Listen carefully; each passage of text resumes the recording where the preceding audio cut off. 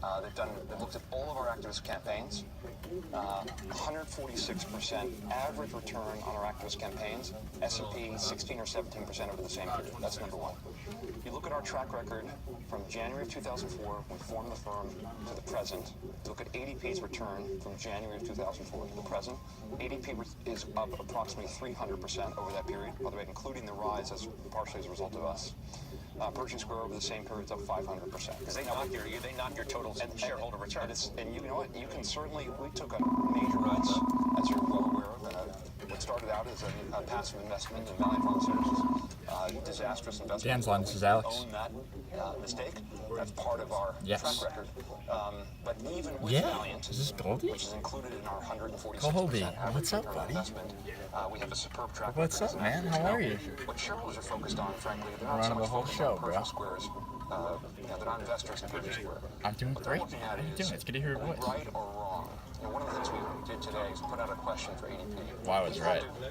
Do a lot of work to try to figure out the segment margins of the employer services business. So there's a small business segment. Right behind you. Right behind you. Business segment. There's a large Everything's business great, segment buddy. that's international. Everything's great. The company does not break out the margins.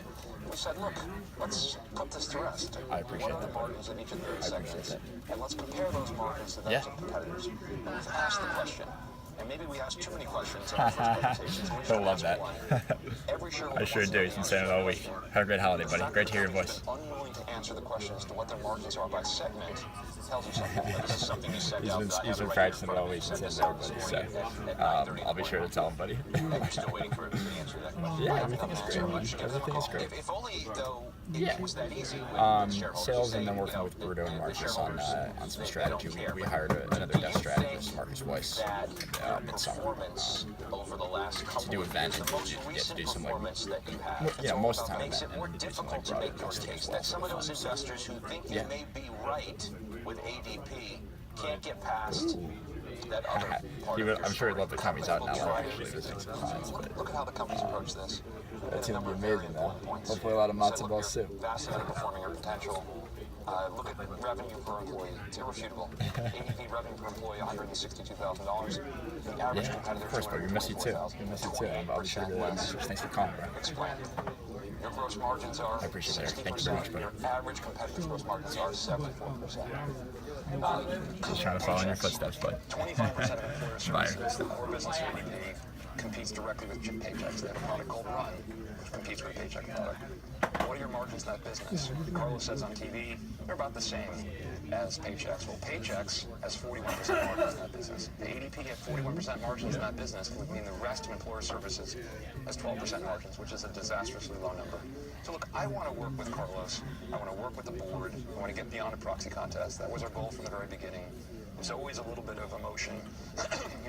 Look, raising with a CEO that we have in some cases, we work with management. Other cases, the CEO is doesn't want to pursue the opportunity, is not up for the challenge. We make changes.